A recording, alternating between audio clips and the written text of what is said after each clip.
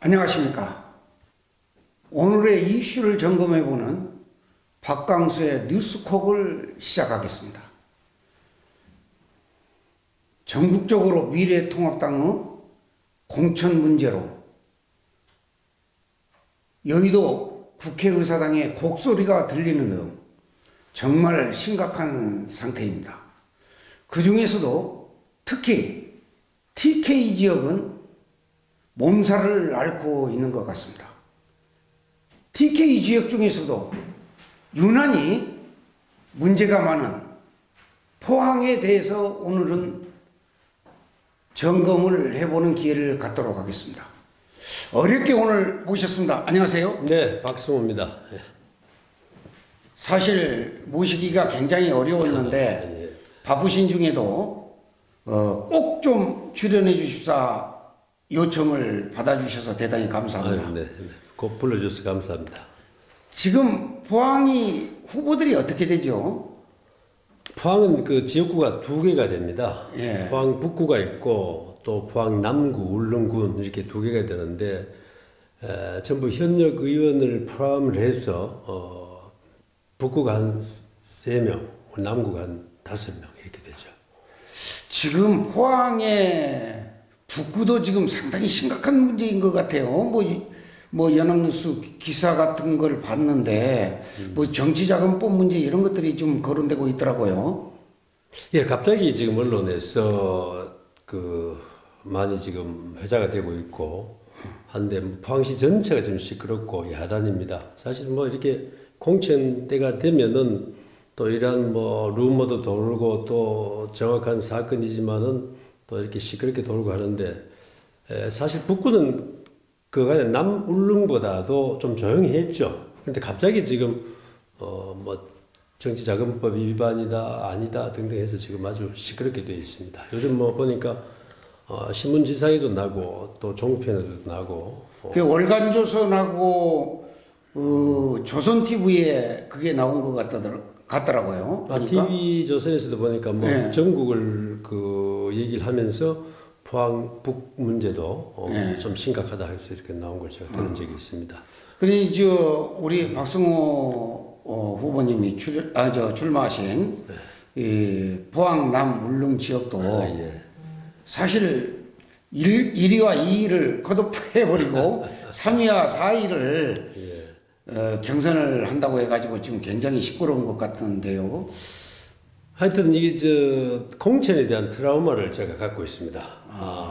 4년 전에 20대 총선이죠. 그때도 우리 뭐 중앙당에서는 상향식을 한다. 그래서 제가 시장 8년 하고 한 2년 동안 열심히 지역구를 누비고 있는데 어느 날 갑자기 이 투표를 20일 남겨놓고 진박 후보다 이렇게 해서 내리꼽더라고요. 그 김정재 현 의원입니다만은.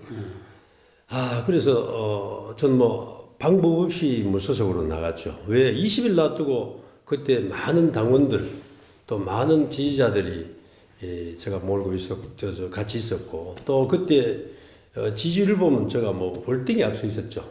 그 당시만 하더라도. 그래서 제가 할 수 없이 탈당을 하고 당선돼서 바로 들어오고 있다 이렇게 했는데 몇천 표짜리 떨어지고 다시 복당을 하는데 다시 붉은 잠바를 입는데 4년이나 걸렸습니다. 그때 진박공천 파동의 희생자.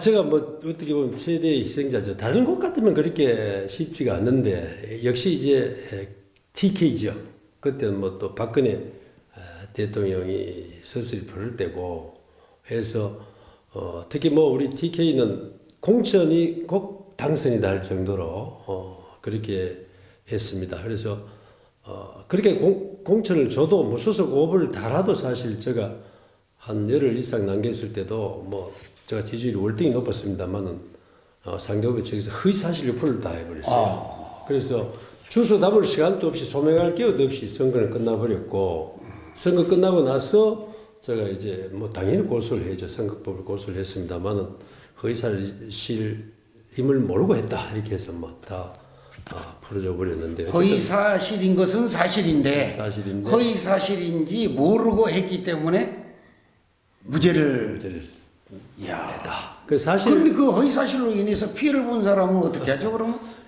저는 법률 전문가가 아니라서 잘 모르겠습니다만은 그 전문가들 얘기 들으면은 어쨌든 허위 사실이 아니더라도 그것을 그 공표를 해서 그렇게 선거에 영향을 끼치면은 선거법에 저촉이 됐다고 저는 알고 있는데 어쨌든 뭐 그때 검찰에서 기소를 해주지 않으니까 뭐 그냥 끝나버린 거죠. 아, 불기소로 끝나버렸습니까? 그렇습니다. 그래서 뭐 요번은 그래도 제가 참 믿었거든. 우리 김영호 전 국회의장님은 저도 또 굉장히 존경하고 또 그분이 취임 일성으로 청탁을 하면은 명단을 공개하게 해서 불이익을 주겠다 해서 저는 정말 그대로 믿고 했습니다만 결론적으로 봐서는 내가 참 어리석었다 하는 그 생각이 후보가 누구 나와 있습니까, 지금 현재? 후보가 사실 박명재 현역 의원은 그때 뭐 컷오프 됐죠? 컷오프 됐죠.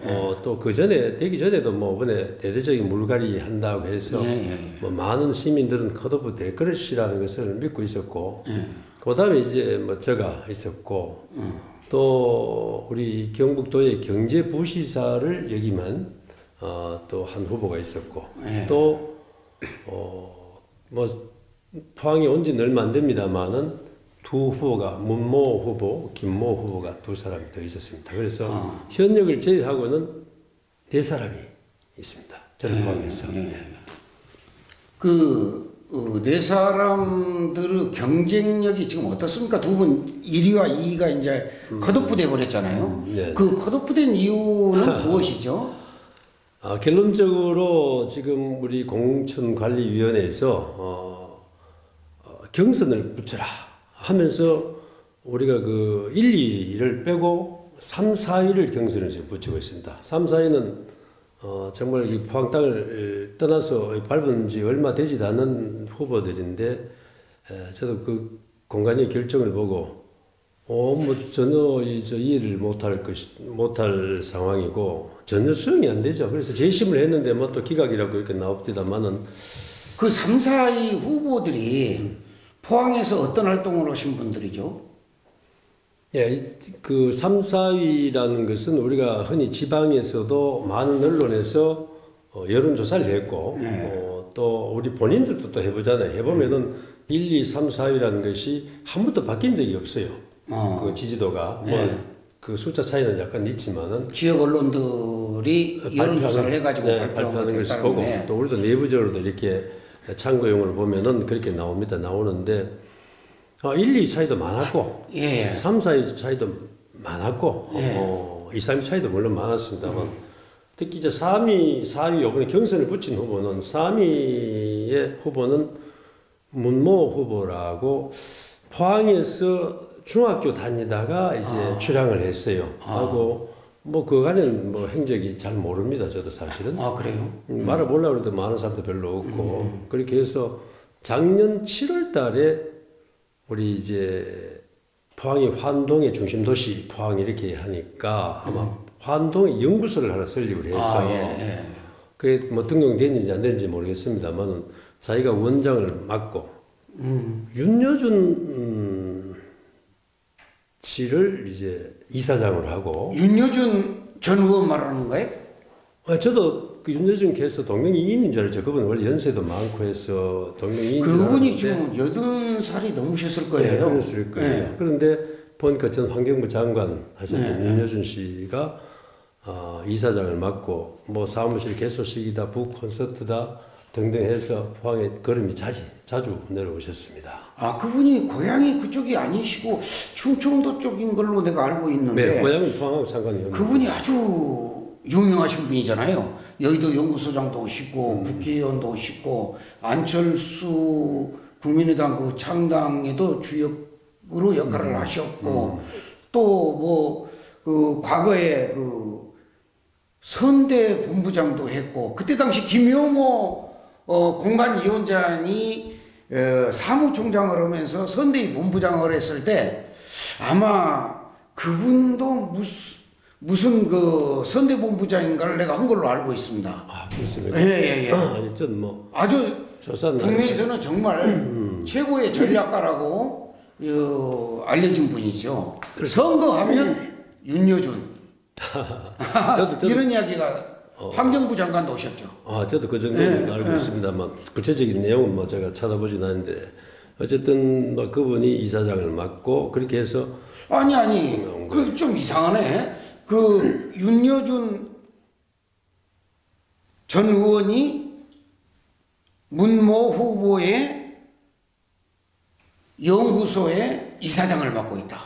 네. 지난 7월부터 아마 그렇게 활동하는 걸로. 그런데 그 문모 후보의 지지율이 4입니까? 4, 5위 되겠죠? 뭐 3, 4위? 현역을 넣으면은 4위고 네. 현역을 빼면은 3위죠. 그런데 뭐 별 그 지지도가 아직까지 이제 인지도 갑자기 왔기 때문에 인지도가 많지 않기 때문에 지지도가 많이는 안 나왔습니다. 물론 뭐 나름대로 공부도 많이 하고 외국 유학 가서 학위도 따고 한 똑똑한 후보라서 뭐 아직 인지도가 낮기 때문에 뭐 지지도가 낮지 않나 이렇게 보는데 거기하고 이제 또 한 후보는 내려온 지가 한 2, 3개월 뭐 그 정도 될 거예요.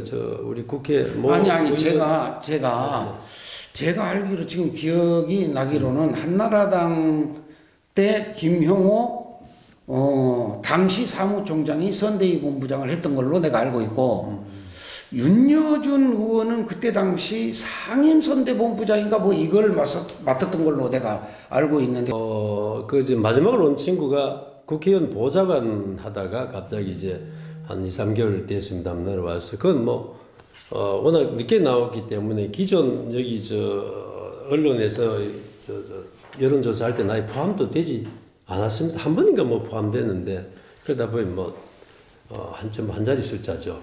지금 미래통합당의 공천 과정에서 단수공천, 전략공천 이게 너무 많다라는 이야기거든요. 그러는데 단수공천과 전략공천을 가기 위해서는 컷오프라는 것이 또 필요로 하거든요. 그렇죠. 그래서 억울하게 컷오프를 당한 뭐 당협위원장들이나 예비 후보들이 지금 굉장히 억울해하면서 한교안 대표의 종로 선거구까지 쫓아가서 항의하고 막 이런 경우가 있는데 사실상 TK 지역은 꽂기만 하면 당선이다. 과거까지는 그랬죠.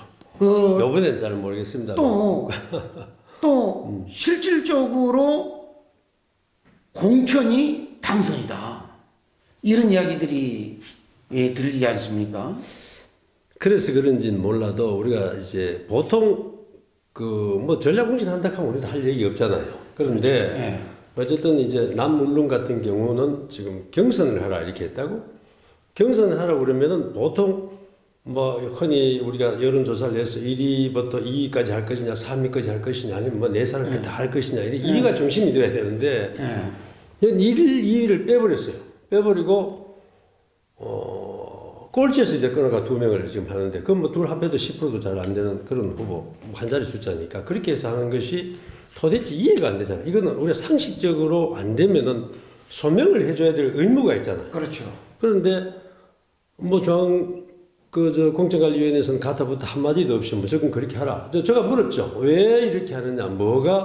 물론 나도 결격 사유가 있을 수는 있겠다. 물론 뭐 기준은 내가 모르겠지만은 그러나 기준도 상식적인 기준이어야 되고 또 비상식적인 기준이라도 만들어 놓으면 그 기준에서 당신이 어떻게 해당이 돼서 뭐 반사회적인 운동을 했다든가 뭐 그렇게 하면 또 채찍될 수가 있겠죠. 그런데 그런 건 전혀 없단 말이에요. 없고 그냥 포항은 막 이래저래도 되고 저래줘도 되고 하니까 뭐 끝에서 2명 이렇게 줘라. 그러면 그 사람들이 뭐 나이가 젊다 그렇지도 않아요. 한 후보는 뭐 42살이니까 그런데 한 친구는 56, 이러고 뭐 그렇단 말이에요. 그럼 뭐 나이도 아니고 도대체 이해를 못 하겠다. 그래서 재심 신청해놔도 무조건 기각 이렇게 되니까 참 답답하게 그지없죠.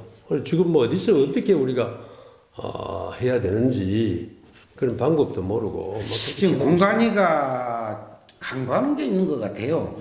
예를 들어서 거기 저번 선거 때 민주당 후보가 42%인가 받았었죠.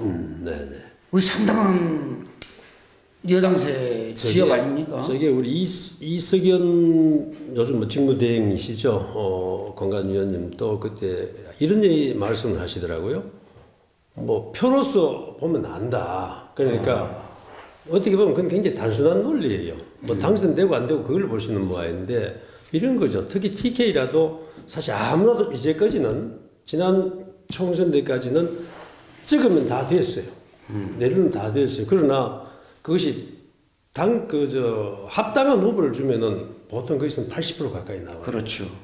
그런데 합당하지 않은 후보를 주니까 40% 초반대에서 다 끝나요. 당선은 물론 됐지만은 그런 것이 지역의 보수를 분열시키고 또 그 보수가 분열되니까 바로 그 20대 총선 이후에 이제 재작년에 그 지방선거 있었잖아요. 네. 그러니까 아우 싫다. 그리고 그런 그 소위 보수를 싫어하는 세력들이 단체로 뭐 민주당도 단체 입당도 하고 됐는데 그때 보면은 포항에서 도저히 있을 수 없는 숫자죠. 민주당 후보가 42.4% 시장 후보가 우리 당선된 후보가 50.5% 거의 이제 7%인데 과거에 보면 그럴 수가 없어요. 그리고 특히 남구 울릉 같은 경우는 울릉을 빼고 뭐 남구 같은 경우만 하더라도 도의원이 4자리입니다. 그런데 2자리가 사실 그 민주당으로 날아갔고 지자체 선거에서 그렇죠. 예. 그다음에 이제 시의원이 5자리가 날아간 거예요. 총 몇 자리 중에서 5자리가? 총 이제 비례까지 넣으면 16자리인데 예. 어쨌든 비례까지 6자리가 날아간 거예요. 그것이 당선은 되고만 하지만은 그만큼 그 반대가 많이 생기죠. 사실 80% 받던 게 40% 받는다 하면은 거기에 대한 얼마만큼의 그 보수가 분열되나 이런 걸 간과하고 아무나 내보내도 당선은 된다. 이것이 사실 우리 중앙 정치권의 내지 생각인 것 같아요. 그런데 사실 이제 TK도 많이 달라지고 있습니다. 이번에는 지금 포항 남울릉 그런 북구도 마찬가지입니다만은 이렇게 하면 이제는 다 저도 지금 무소속으로 출마하는 많은 그 얘기를 듣고 있습니다만 물론 아직까지는 내가 끝이 나지 않았기 때문에 지금 보고 있습니다. 그러나 지금은 지난 총선에서 포항 같은 경우는 그 소위 진박공천 이렇게 해서 한번 그런 아픔을 겪었단 말이에요. 그게 학습이 됐단 말이에요. 그래서 이번은 과연 그렇게 가겠는가 저는 굉장히 거기에 대해서는 부정적이다 저는 이렇게 봅니다. 사실 이름도 몰라요 성도 몰라요 하는 후보를 찍으라 이건 잘못됐다는 얘기예요. 그래서 그렇죠. 제가 요즘 이 무선 전화가 이 불통이 납니다.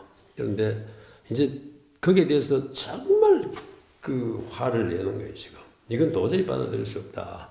아직까지는 그게 시민들에게 곳곳이 덜 알려졌기 때문에 아직까지는 조금은 그 적지만은 이게 다 알려졌을 때는 굉장히 큰 부메랑이 돼서 돌아올 것이다. 저는 이렇게 생각을 합니다. 사실 우리가 연동형 비례대표제가 실시되면서 굉장히 혼란스러웠지 않습니까? 그렇죠. 네. 그래서 연동형 비례대표제 보완을 해서 비례한국당을 만들었어요. 그렇습니다. 자, 비례한국당은 결국은 당 지지도에 따라서 의석수가 결정이 되거든요. 그렇죠.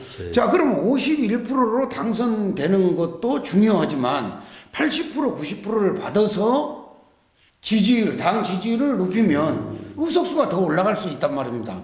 이런 점은 생각을 안 하는지 공간이가 좀 그런 것 같습니다. 그렇죠. 내가 생각할 때. 이번 뭐 이제 우리 미래한국당이라고 그래서 네. 지금 이제 비례를 뽑는데 사실 후보를 잘못 결정하면은 거기에 대해서 많은 그 반대표가 나와서 엉뚱한 데 많이 갈 것이다. 저도 그런 얘기 지금 많이 듣고 있어요. 5번이 내가 안 나오면은 우리는 절로 찍겠습니다. 이러한 지지자들이 많이 있습니다. 그래서 정말 이게 왜 자꾸 보수가 이렇게 끼어지고 우리 뭐 이제 뭐 문정권에 대해서 우리가 강력하게 이렇게 저지를 못하느냐. 바로 이 보수의 본방인 TK부터 시작해서 지금 다 깨지고 있습니다. 그것 하나의 원인이 충분하게 된다. 그래서 정말 저는 이게 참 안타까운 게 저도 시장 8년을 했고 또 2,000명 공무원들과 같이 53만 시민들을 사실 내가 모셔도 받고 했는데 나는 이것이 왜 이렇게 안 되는지 나는 그 이해를 못 하겠어요. 우선 공간위에서 상식적인 선에서 기준을 잡아놓고 그렇죠. 정말 필요한 것들은 비상식적인 거라도 기준을 먼저 잡아놓으면은 거기에 따라서 털어낼 건 털어내고 있으면 나머지는 그 경선을 붙이면은 최소 차선은 된다. 그런데 지금 이거 고무줄 적용이니까 그럼 누가 거기에 수긍을 하겠어요? 지금 BK 이번에 그 무소속 바람이 불 것이다는 그런 그 지역 언론의 얘기가 많이 나와요. 그리고 우리 뭐 경북의 주요 메이저 신문도 보면 연일 그거 가지고 지금 무소속 그 얘기를 하는데 그걸 왜 이 공관이라든가 중앙당에서 간과를 하는지 전 정말 아쉽게 생각을 합니다. 사실 이걸 그렇게 가볍게 할 문제는 아닙니다. 개인적으로 봐서도 그렇게 억울하게 당하게 하면 안 되잖아요. 한 사람 보면 적어도 몇 년 동안은 자기를 비롯해서 자기 가족들이 올인하고 있잖아요, 거기에. 그렇죠. 정말 피눈물 나는 걸 하고 있어요. 저도 이번에 그 예비부 등록하고 매일 새벽에 손발이 얼어 터지도록 이제 그 노타리 갈 때 이제 아침 인사도 하고 하는데 지금 이 두 친구들은 잘 보이지도 않아요. 최소한의 그것도 없이 지금 경선에 참여해. 공천이 당선이니까. 그래서 나가는 거 보면은 이건 해도 너무했다. 그리고 그 사람들의 인생이 걸려 있는 문제예요. 그렇죠. 그것을 그 누가 함부로 걷어내고 컷오프시키고 그렇게 하느냐. 그거는 절대 그래 할 권리도 없다는 얘기입니다. 그런 칼을 그냥 뭐 우리 조자르에 헙칼 쓰듯이 한다는 그런 얘기가 절대 난무하면 안 된다. 정말 비상식적인 것 같으면 소명이라도 확실해주고 당신은 이렇게 때문에 이번에 거기 컷오프가 됐다. 이렇게라도 해줘야만 되지. 이건 뭐 이제까지 그렇게 한 적이 없습니다. 이제까지 설명해 준 적이 없습니다. 그래서 입 닫고 가는 거예요. 이게 말이 됩니까? 민주주의 국가에서? 더더군다나 우리 새로운 이제 출발한 새로운 가치를 가진 보수가 출발한다고 해서 미래통합당을 만들었는데 지금 보면은 기대를 했다가 정말 아직까지는 내가 그 범주에 이해를 못하는 범주에 들어가 있구나. 참 어리석구나. 이런 생각을 내가 늘 합니다. 사실 한번 생각해 보세요. 자다가도 벌떡벌떡 일어납니다. 공관위원님들 그런 걸 생각해 보느냐. 당사자가 되어보면 그런 식으로 절대 못한다. 뭐 하다 보니 자꾸 이렇게 통보해야 되는데. 아니 그런데요. 저도 그런 생각을 해봤어요. 시험생에 따라 다른 정답을 갖고 있는 공간이 어떤 시험생에게는 1번이 정답인데 어떤 시험생에게는 2번이 정답인 그런 기준이 모호한 공천. 그러다 보니까 지금 현재 예비 후보들의 반발이 매우 심하지 않습니까? 참 안타까운 점이고요. 승복하는 특히나 국회의원은 지역 주민으로부터 선택을 받아서 국회의원이 되었을 때 지역 주민과 소통이 잘 되고 정말로 나라 발전에 크게 기여할 수 있는 것인데 지역을 전혀 모르는 사람에게 낙하산시 내려 꽂기 공천을 한다면 이는 매우 심각한 문제가 아닐 수 없다 이렇게 생각을 하고요. 사실 우리 박승호 후보는 이 시장을 하실 때 굉장히 많은 업적을 갖고 있죠.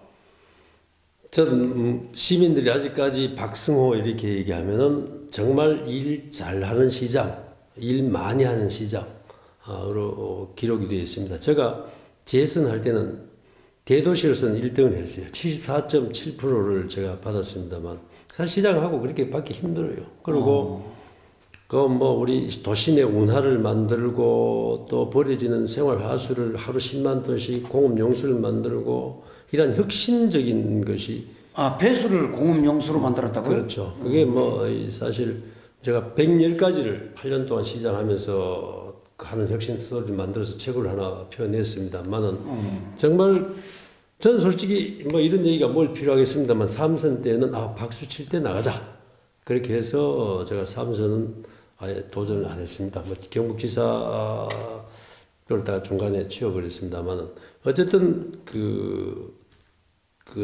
선거직들은 일하는 재미잖아요.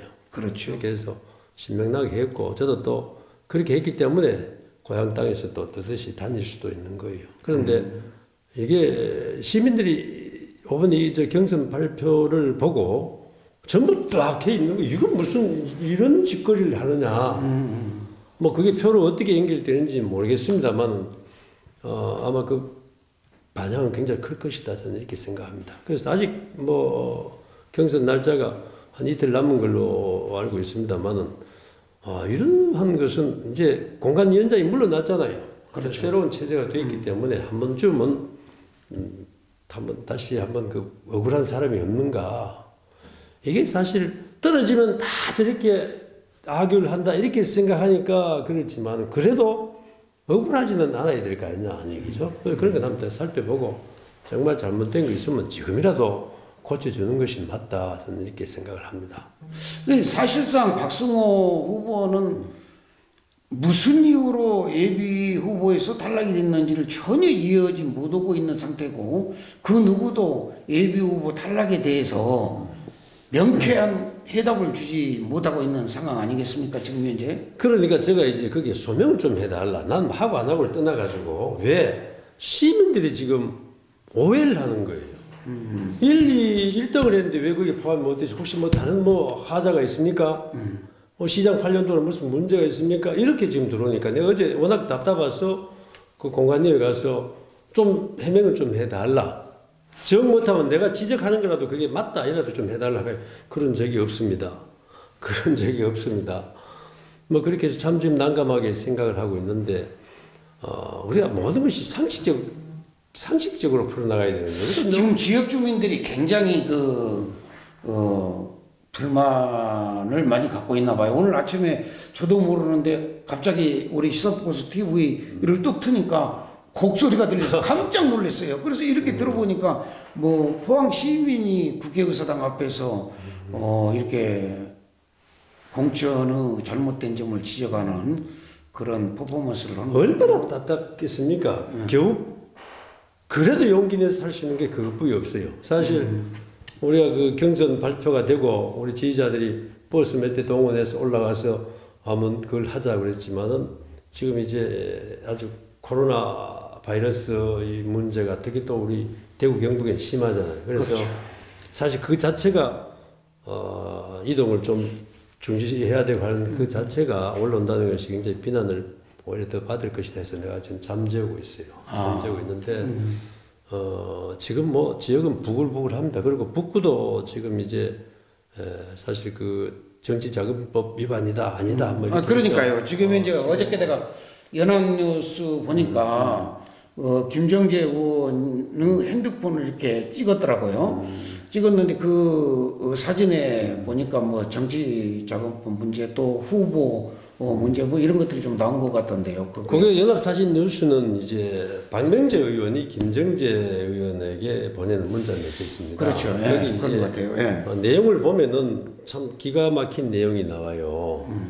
사실 이제 그 우리 언론에 난 거 보면은 박명재 의원이 이제 자기가 컷오프 되면서 여성 변호사를 추천했다 이렇게 지금 나옵니다.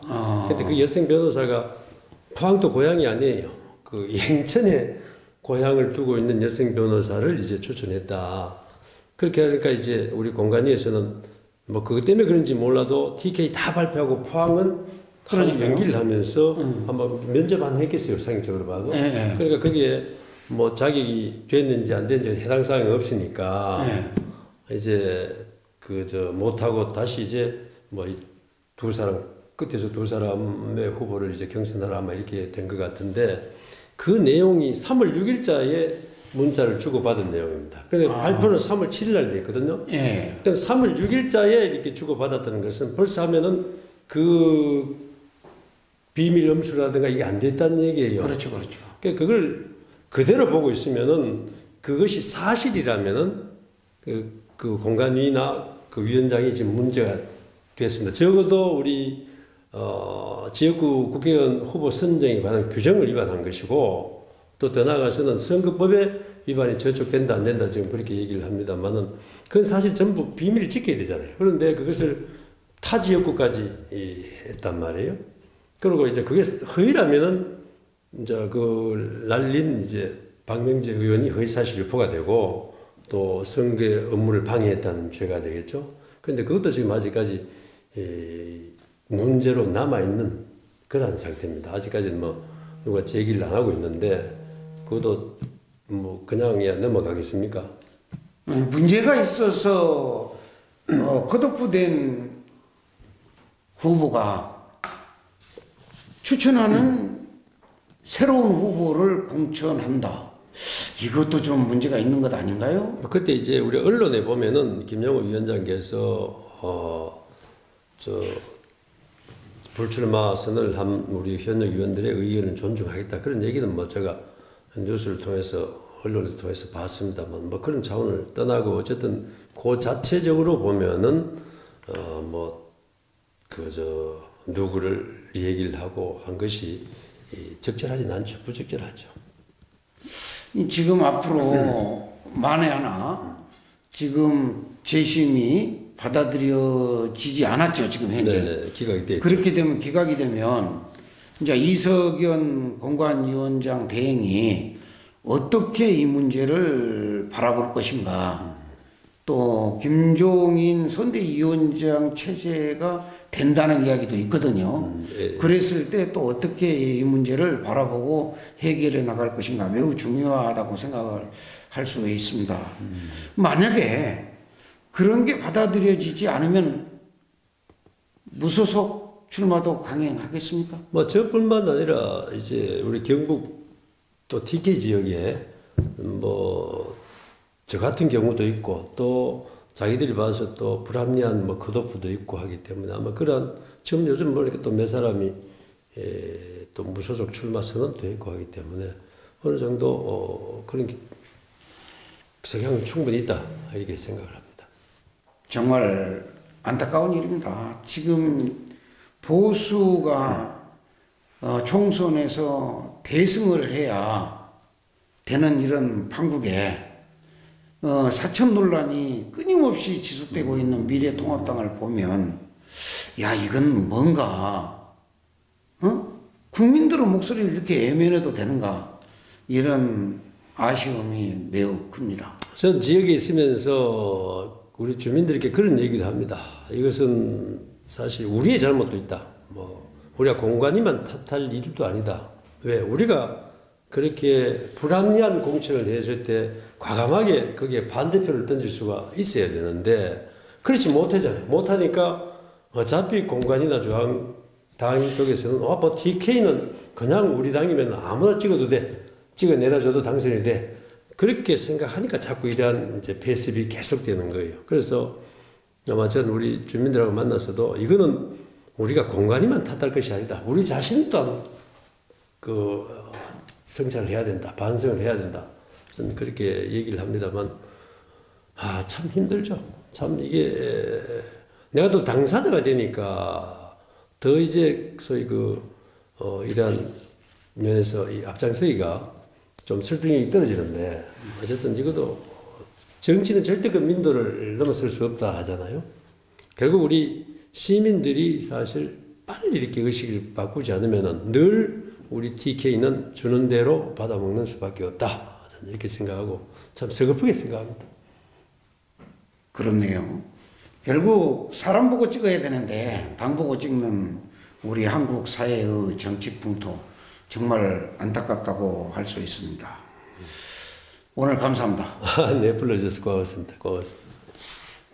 항시 하는 말입니다만은 정답은 하나여야 됩니다. 즉 기준도 하나여야 됩니다. 사람에 따라서 바뀌는 기준 결국 불신사회를 만드는 것밖에. 박승호 후보는 포항시장을 2번 하면서 포항 시민들로부터 절대적인 지지를 받았던 훌륭한 미래통합당의 재산입니다. 그런데 승복할 수 없는 상황으로 몰고 가는 공관위원회의 결정은 왜 그런 것인지, 바로잡을 수는 없는 것인지 다시 한번 검토해 보기를 바랍니다. 감사합니다.